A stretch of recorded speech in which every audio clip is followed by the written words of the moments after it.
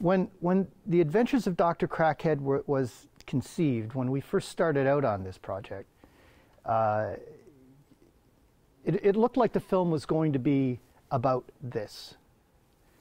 But what happened, and none of us knew it when we were getting into it, is that Peter Ferenczi was enormously brave to do this.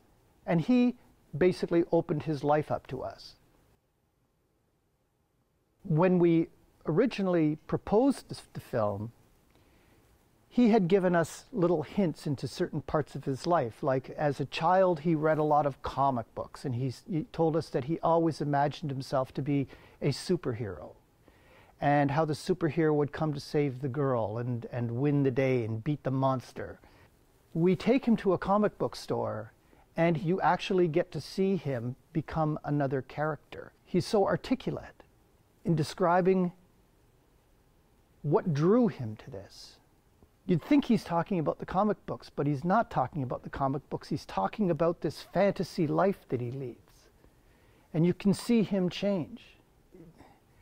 Peter manages to live in two different worlds. He manages to live in a professional world and function at a very high level over there, and at the same time, his heart and his community is somewhere else.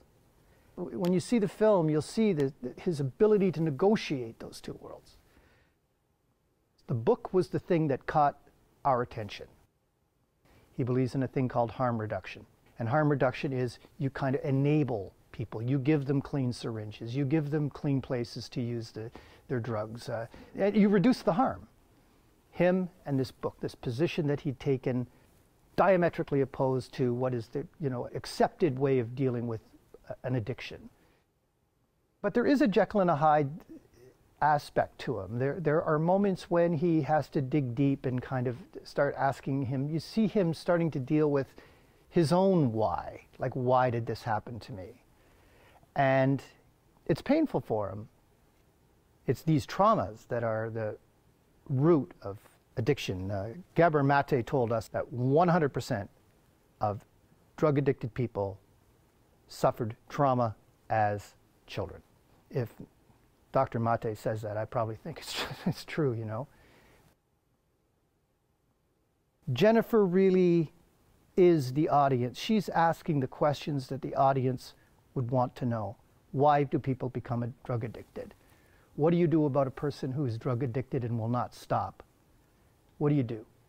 You start to ask yourself why, and when you start getting into the why, you start to understand that it's not just quite so simple as to step over a guy who's drunk or disregard someone because they've got a substance issue. It's just not that simple.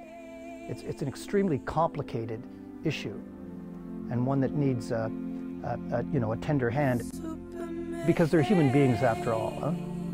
They're human beings and they deserve respect.